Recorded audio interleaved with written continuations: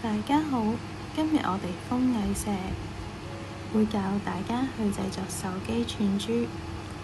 我哋嘅款式有好多款，全部都係獨一無二嘅。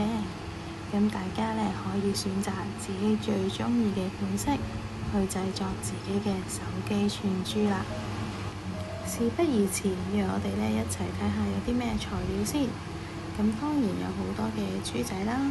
咁一定會有魚絲，跟住白色兜兜上面嗰啲呢，就係一啲嘅鐵圈，讓大家呢可以擺珠仔。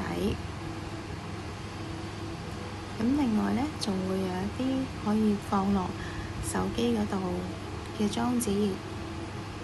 揭開包裝之後呢，我哋會見到兩樣好重要嘅材料，就包括咗呢個定位珠同埋定位扣。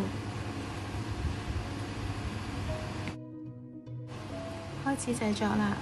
我哋先拎起魚絲，將其中一粒嘅定位珠放喺個魚絲嗰度，咁穿入去，拉到中間嘅位置，用鉗鉗實，然後再放去，將兩條魚絲疊埋，穿去個定位扣嗰度，就好似呢一個樣咁。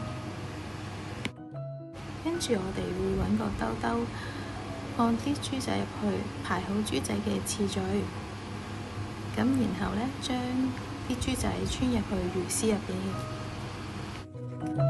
如果大家想勾吊飾呢，就要將鐵圈呢勾喺嗰啲吊飾上面，跟住先穿。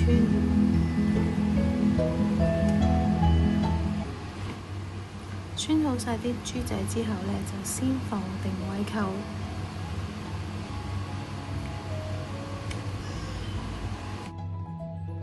然後再放埋定位珠，用個鉗將個定位珠拉到入邊，跟住鉗實，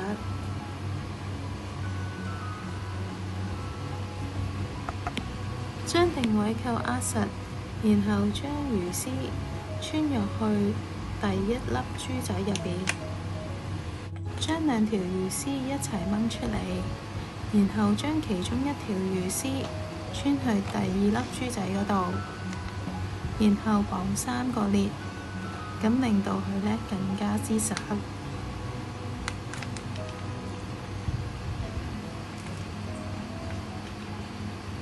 綁好咗啲結之後呢，再掹實佢，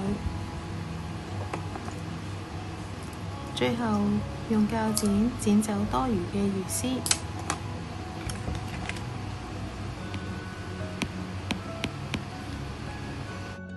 整好之後呢，我哋就會將呢個串珠用呢個鐵扣勾落去個手機嘅扣嗰度。